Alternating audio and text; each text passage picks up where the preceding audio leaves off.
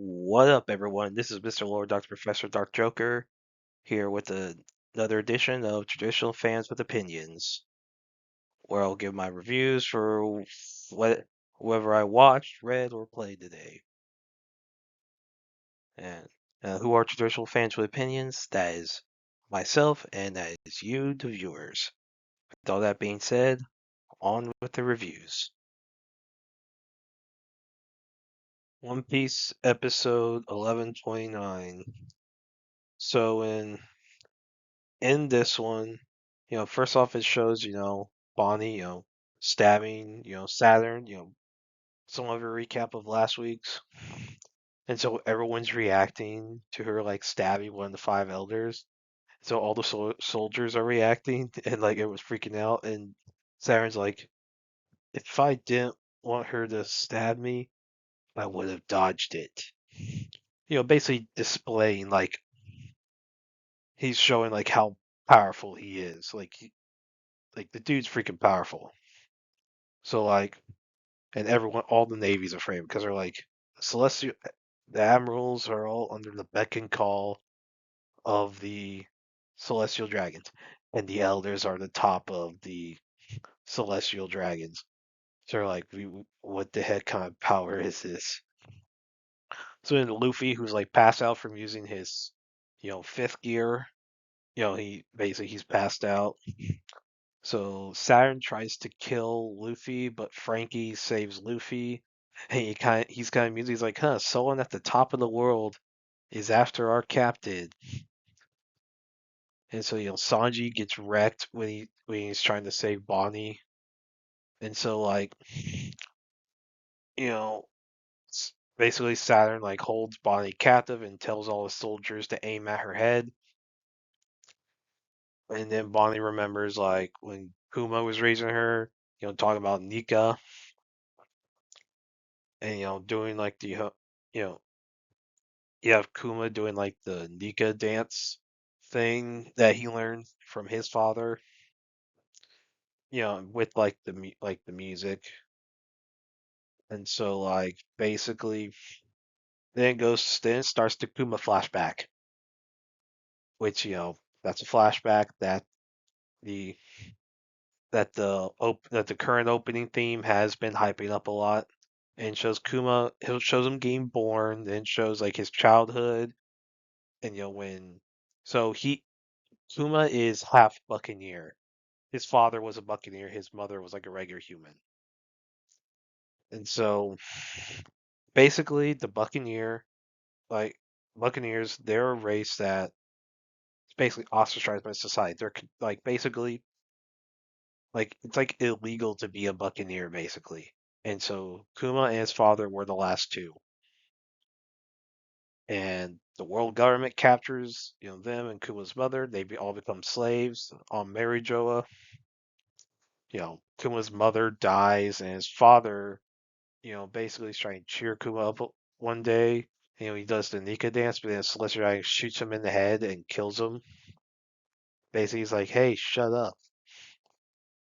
And so Kuma then is sent to God Valley, basically a hunting competition that the Celestial Dragons partake in. Basically, you have the locals of so God Valley in this flash, they were not part of the world government. They were set like they were basically independent nation, but the world government basically came and took over, and celestial dragons used it as a place to hold their like hunting turn, where basically they hunt like slaves, criminals, and the locals. The king of God Valley is not happy about that. Then Figarling Garland appears and kills the king basically very easily, and basically like Garling looks a lot like Shanks for reasons. Now his hair color's different. Like Darling in this episode is shown to have blonde hair instead of you know red hair like Shanks does. So you know which leads to some questions, So, and in the manga, Garling is confirmed to be Shanks' father. Yeah, spoiler alert. I mean, One Piece Red kind of revealed that, but I mean that's filler, so you gotta take a lot of filler stuff with a grain of salt. But yes, red-haired Shanks has the blood of a celestial dragon inside of him.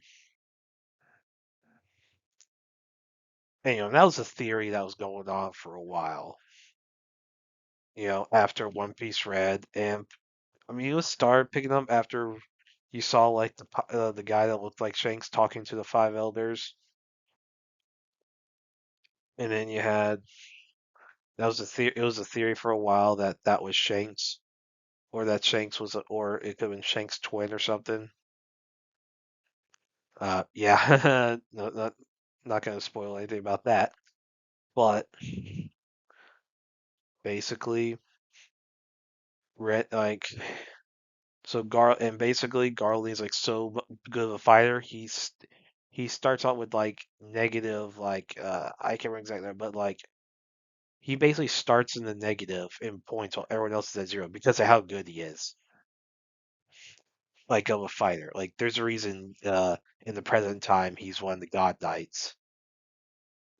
Yeah, he's powerful. Like I would say if Shanks does fight him at some point in the future, which I think will happen, that will be a fun fight to watch. And so basically some of the female, celestial dragons, they start falling over him, you know, and basically, we see Kuma try to escape, and the other slaves in his group are sent to like capture him because basically, hey, you can't escape. You're here to be hunted. Basically, you're gonna die anyway. And so while they capture Kuma, Imperial Ivankov and his sister, um, Ginny, you know, basically,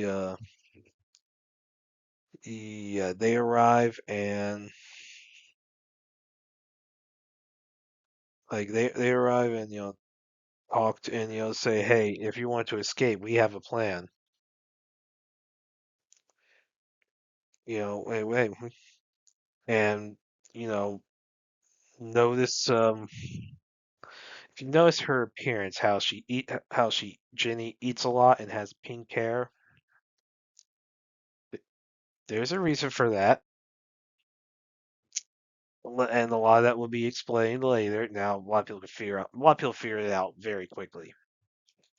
Basically, like as soon as this chapter released, people were able to figure out exactly what Ginny's importance to the story of One Piece was. Well, to an extent, like people figured it out. So yeah, so this is the anime debut of Ginny, and we see Ivankov as like a kid. So basically, the some of the God Valley incident is going to be shown, and people who remember the God Valley incident it was described by Sengoku, like during the Wano arc, where basically, the crew of Rocksteady Zebek, attacked God Valley to try to kill the Celestial Dragons. And, members of his crew included Whitebeard, Big Mom, Kaido, Captain John, um, Shiki, and let's see. Then you also had the old lady from Amazon Lily. You know, y- basically like Gloriosa. When she was younger, she was part of the Rock Pirates. And of course, the original Buckingham Stussy. The lady who's claimed that her son, who's a foreign warlord, is the biological son of Whitebeard, which is a possibility. That it actually is a possibility. You know, and of course, Strusen, the cook for Big Mom, was also part of the crew. So basically, we have multiple pirates, big name pirates, part of that crew that were, you know, basically, it looks like by the preview, the next episode is going to get into a little bit of it. Now, Rox's face hasn't been shown. You know, we haven't seen his face. Like, we haven't seen exactly what he looks like. We've only seen like silhouettes. Now, and I doubt, in the manga, I doubt we're going to see his face in this show. They're probably going to wait till after the anime debut, or the manga debut of Rox's full appearance. Whenever they do a actual God Valley flashback, which I think will be during the Elbaf arc, and you know, basically, and of course we know that the official story. Well, okay, official story because a lot of it's not talked about, but the official story basically is the Celestial Dragons, and then a fleet led by a Navy fleet led by a Garp, and this is how he becomes like the hero of the Navy, and the Roger pirates teamed up against the Rocks pirates. That's the official story that Rox D. Zebek was so powerful that Garp and Roger had to team up against him. Now, however much is involved with that, I don't know how much of that's true. What exactly was Roger's role?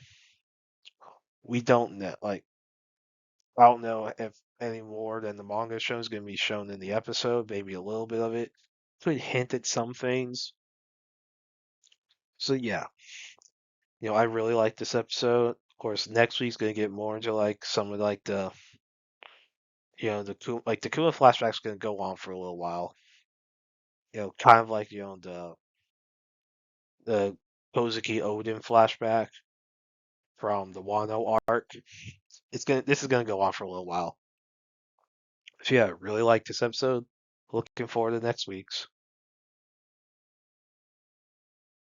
Ryu's Exorcist Chapter 98. So in this one, the festival's going on. All like the human like female lead characters are hanging out with Gakuro as a group, and then like they said this crowd's too big. This was a plan to have each girl have alone time with Gakuro. Now, some of the girls they obviously try to flirt with her. Some try to use like they Gakuro's just being awkward about Shitatsu, who's like the stepsister. I think she's just there to mess around. I don't think she's actually trying anything. If she is, that would be weird. Yes, they're not related by blood, but it's still freaking weird. But like, but everyone, I guess like the two lead ones are, you know, basically Shiroha and Kazusa. Like at the end of the chapter, basically it's just those two. So like, basically there's like, okay, they hang out with Gakuro at the same time. So basically it's the two, I guess, main human female leads are with Gakuro at the same time. Whatever route they're going, I don't know. And I guess it's supposed to be the end game of this arc where Gakuro is actually gonna make a decision. Yeah, I'm like, please just hurry this. I'm like, it is funny at times. It does get funny, but it's like, okay, hurry this along and let's get to the combat. So, you know, actually, let's go go after some demons. Let's go kill some demons. All right. Yeah. So yeah, it gets funny at times, but a lot it just gets annoying. I was like, this is dragging on a little bit. I mean, kind of like that some of those chapters of Elusive Samurai where you had you know those three the three girls leading up to becoming like Tokiyuki's wives. Basically, that dragged on for a little bit for a few chapters. It was like, okay, no, this is dragging on more. It's like, okay, we got our humor out, we got our humor all the way. Can we just get down to the business and get to the fighting? That's what I want to see. So yeah, I mean,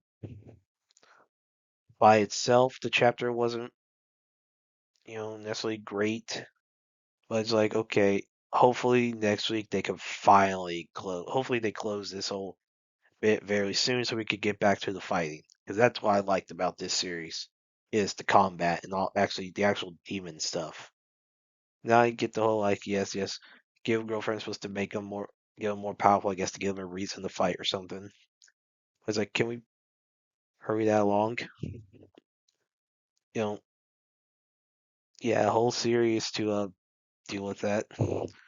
Doing it all in one arc is gonna make the. I mean, I guess if you don't want the whole, if you just want to have one arc deal with it, so you don't have to worry about the rest of the series, I could kind of understand. I mean, I could understand that, so you don't have the entire series deal with romance bull crap. But I was like, okay, let's get this arc over with and get back to fighting demons. So yeah, hopefully next chapter they close this bit and then move on to fighting demons. But I'll still read it regardless.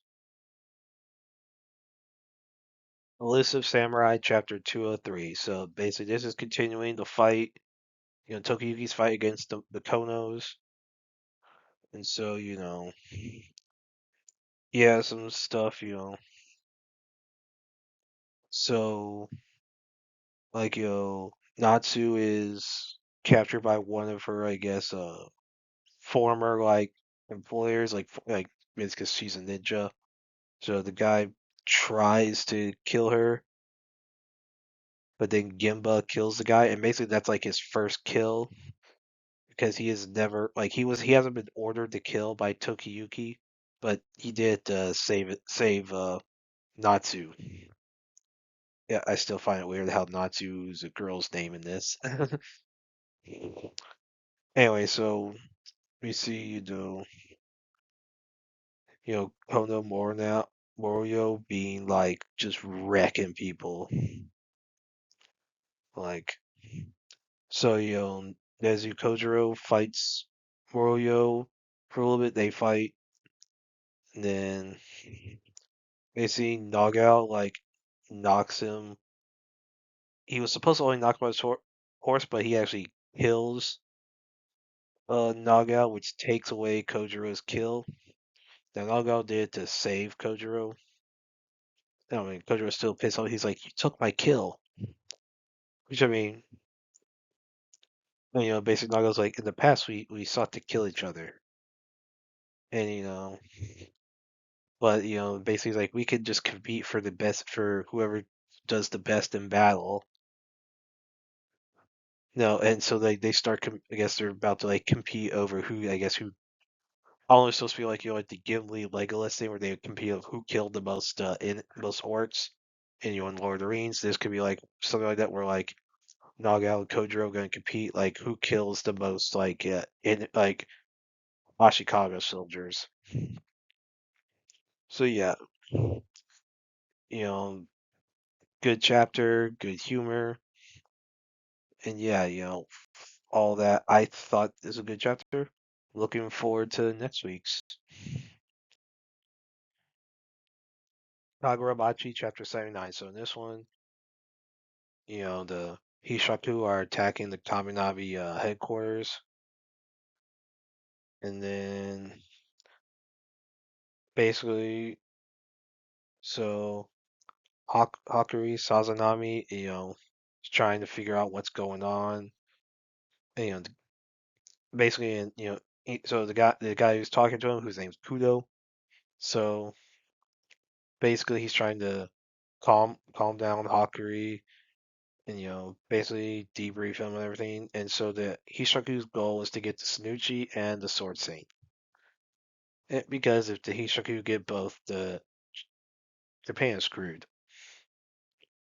And so basically, Hakuru's job is to use his sorcery powers to isolate the Sanuchi.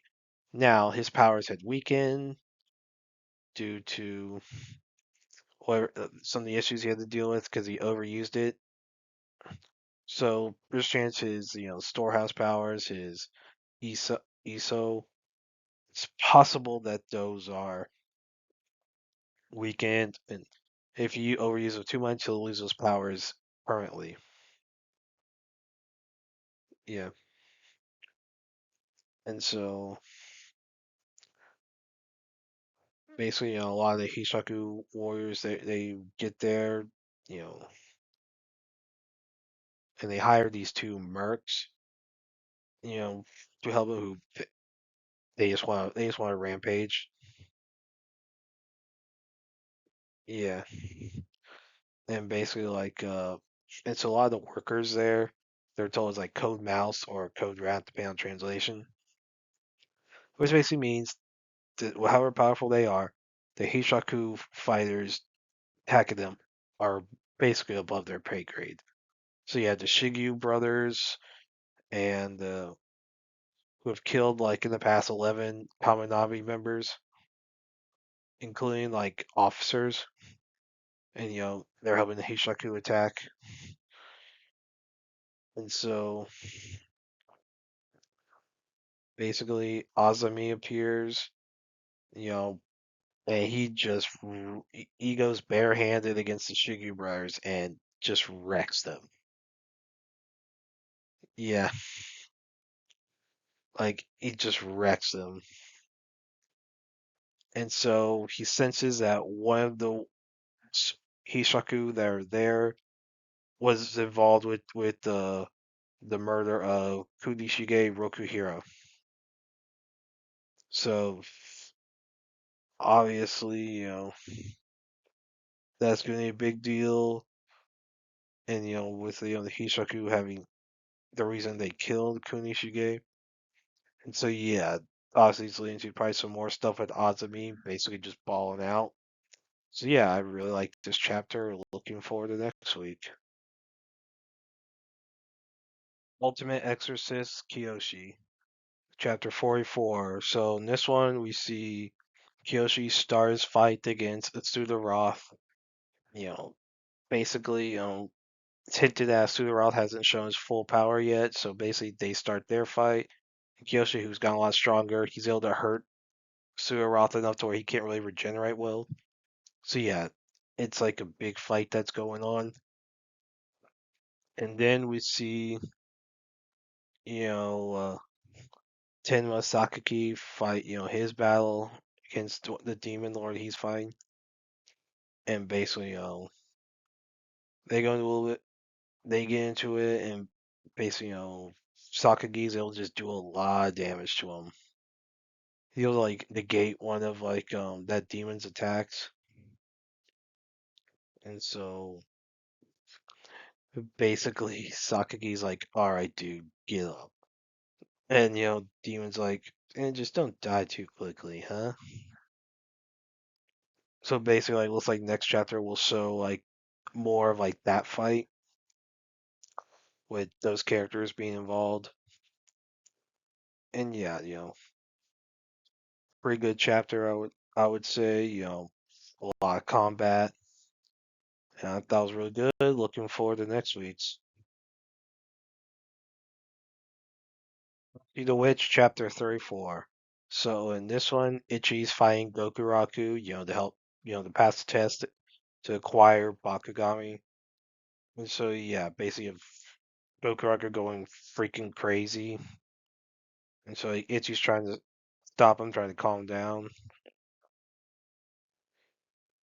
Basically, like, yeah, it's a big one. So yeah, and basically Ichi's trying to tell Gokuraku to snap out of it, to fight the influence of that sadness and all that. So yeah, basically it's just continuing to fight, which yeah, it's a cool fight. The visuals are awesome. Yeah, I mean, it seems like it's like a good like middle chapter for this fight. So it's not like as much like development. It's more just showing more in the fight. And yeah, I thought it was a good chapter. Looking forward to next week's. Embers Chapter 15. So in this one, the game between Kosei and Kurabayashi starts,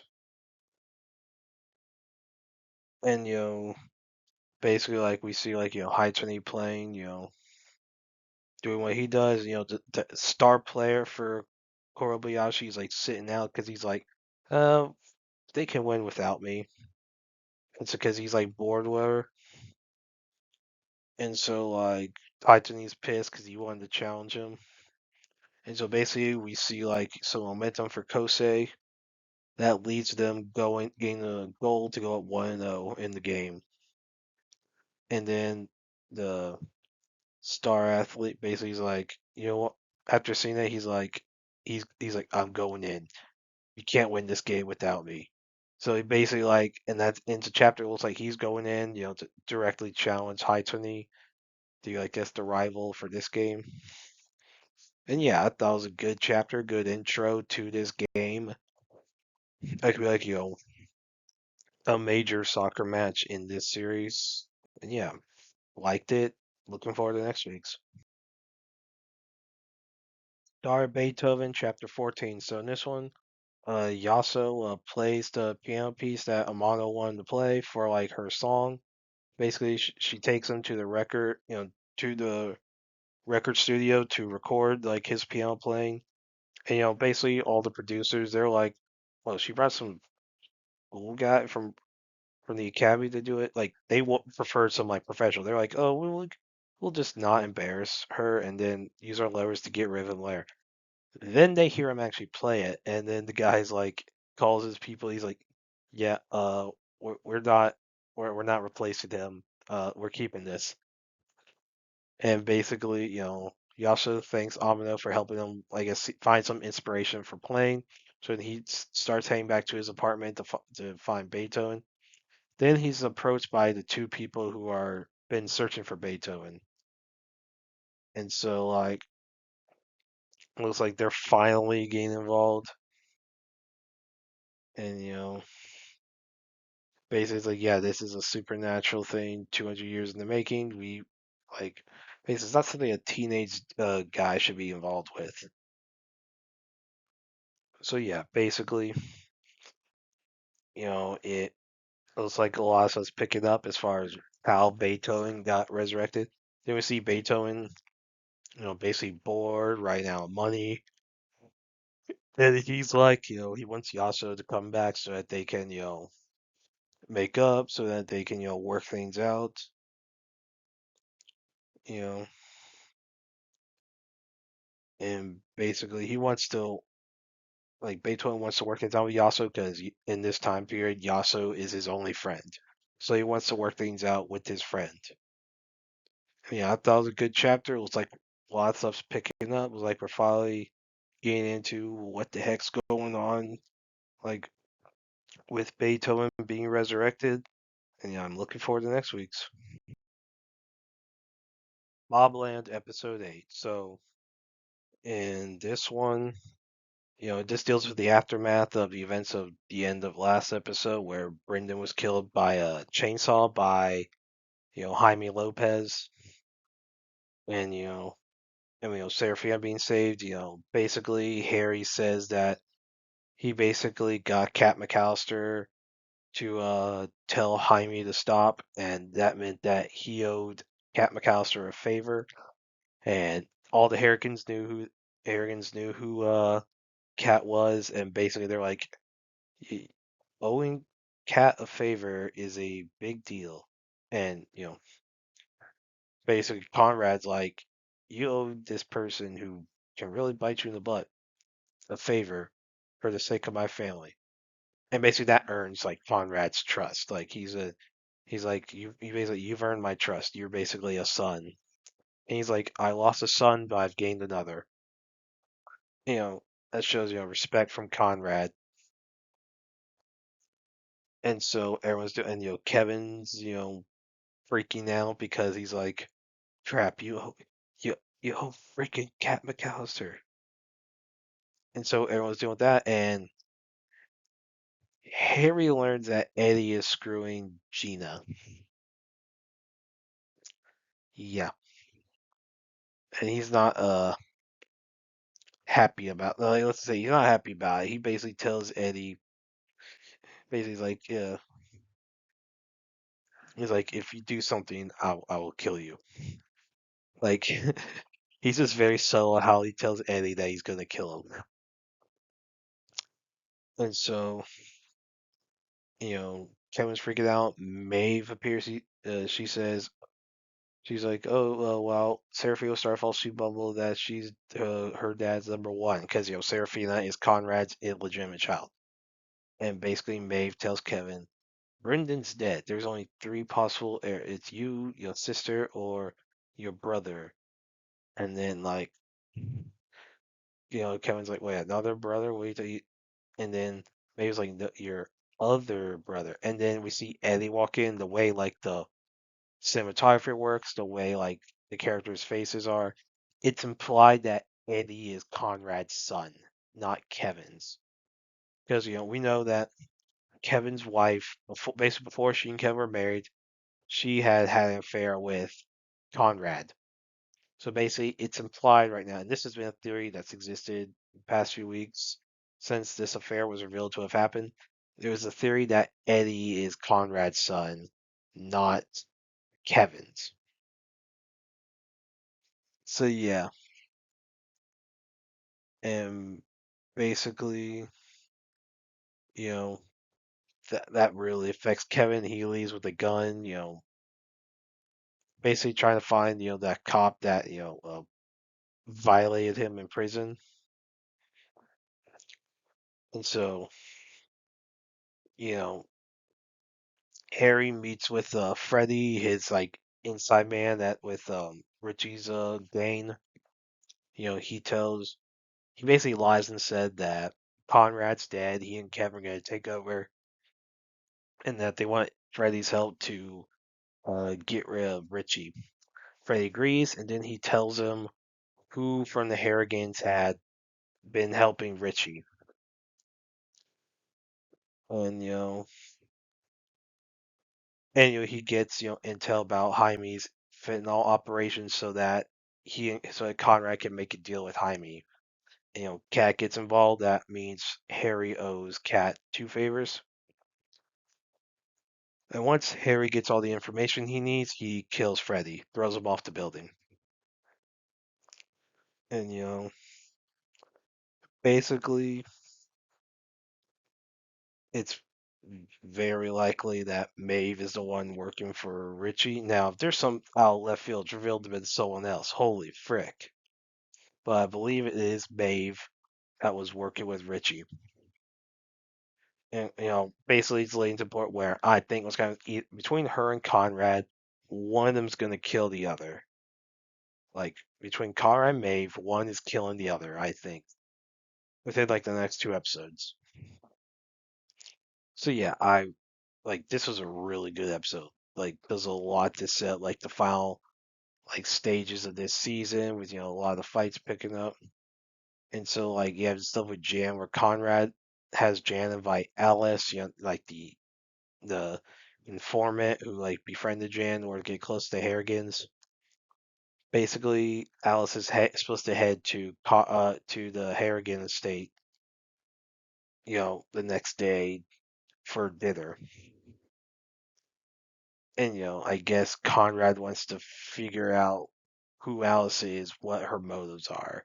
That's what I'm guessing. And if her identity as a cop is revealed, oh, that's gonna cause some problems. Like, one, she'd probably be dead. Two, that could affect Jan, and Jan could die. And let's say, if Maeve is the one who betrayed Conrad for Richie, and then we have Jan, like, being friends with the informant, that could, like, because, like, Harry's the only one who knows who the informant is. And if it's Maeve, you could have Maeve versus Harry them each trying to prove who's the informant.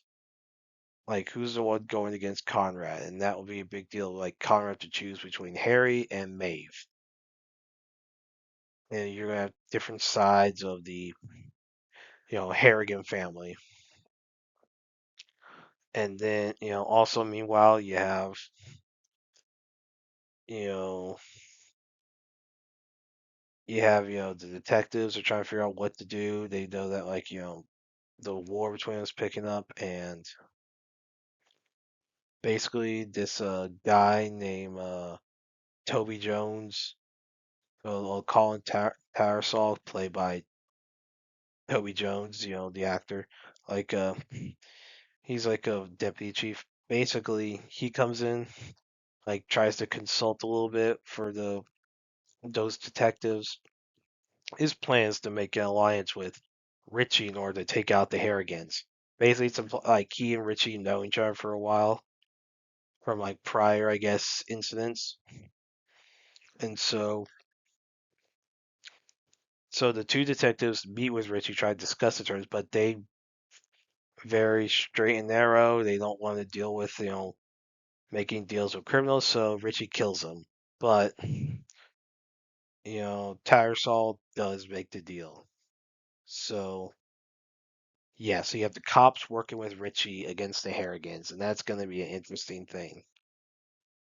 You know, it feels like we have a May versus Harry thing to see who Conrad chooses as the one he believes is loyal.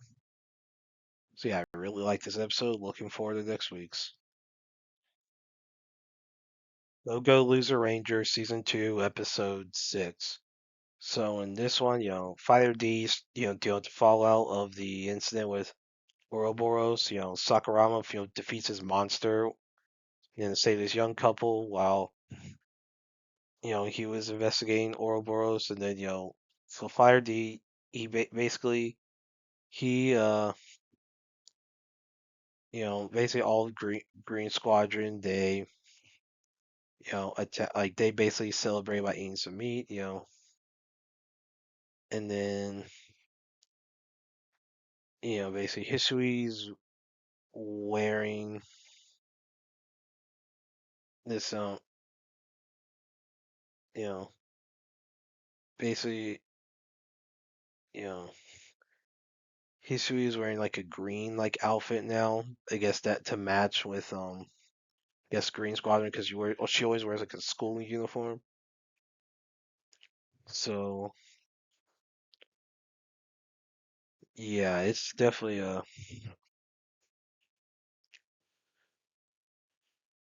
interesting.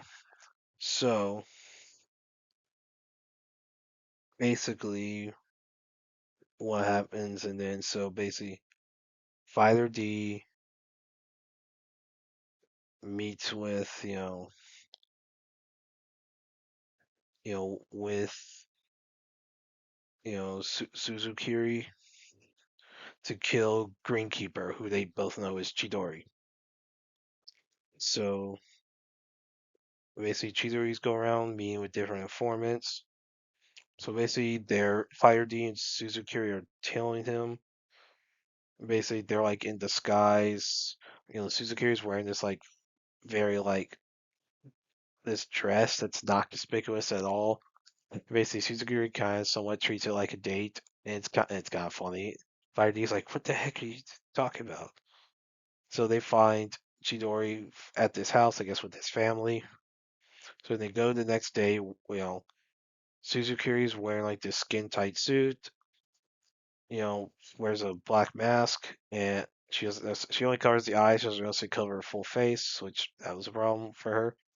And then Fire D, him being a fighter, he has this need to like wear costumes. So they get there, and you know, Urabe and Yukino arrive. They had met with Fire D had seen them earlier, and Urabe showed like a picture of like his three siblings. And so basically, Suzukiri like defeats Yukino and chokes her out,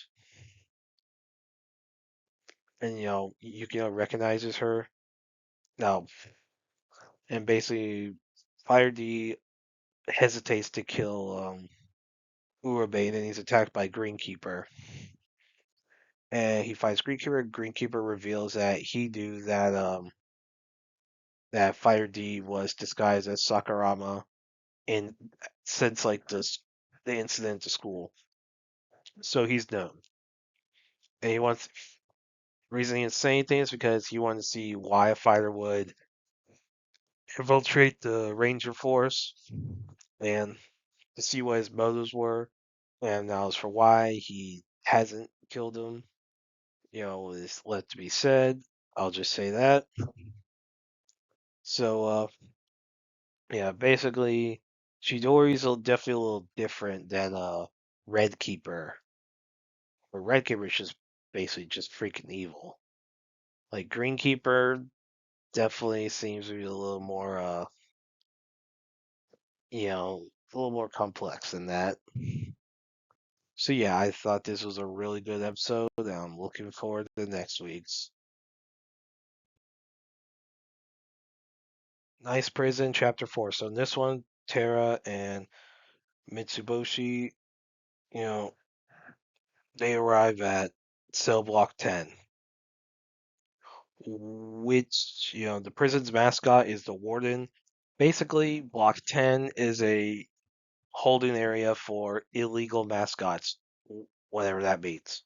Basically, I guess mascots are illegal or they're sent to like that sublog, and they actually look like mascots, like different logos and stuff. Like, yeah, some like it's definitely a bunch of gag characters. Which like it's, I mean, this is a gag manga.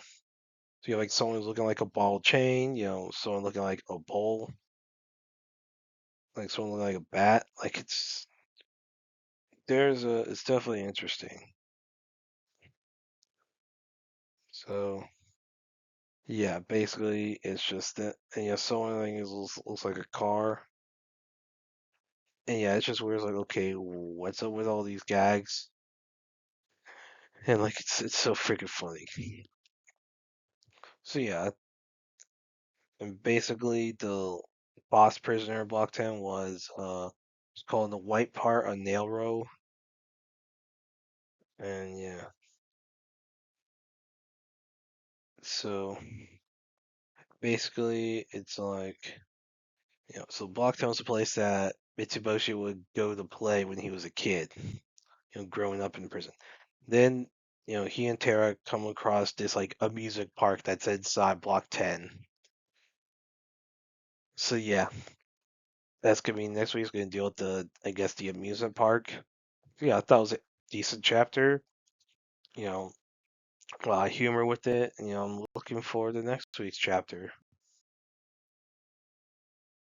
Odor of the Flame, chapter 2. So in this one, Odor wakes up, from passing out from using, the fire spirit so much. Basically, the fire spirit who had just talked with the snow to gain some intel explains to the whole like Viking group that you know basically the whole big winter they're doing was created by basically there's an ice spirit that's helping the ice kingdom. So the ice kingdom used to be pretty small, basically just a few like ice demons. But then once the ice spirit, started helping them, they started, the kingdom started expanding. That's what led to the conflict that's being shown in this manga. And so basically, like people don't know what to do. Where not like this odor since there's a chance he could really hurt himself if he's not careful with the fire. Basically the captain is concerned about him fighting, and so like the port's all melted. They can't do anything. They can't really like deal with their dead. So, but Odor decides to use this fire to melt some of the ice, and so they're able to send some of their people out in boats. Do the whole like the whole like Viking like funeral thing in order to like help them get on their way to Valhalla. And yeah, I and basically Other wants to use his new fire powers to help people in the fight. And so yeah, I thought this was a really good chapter, and I'm looking forward to next week's Last of Us Season 2, Episode 6. So this one just deals with a bunch of flashbacks of Joel and Ellie interacting on different birthdays of Ellie's.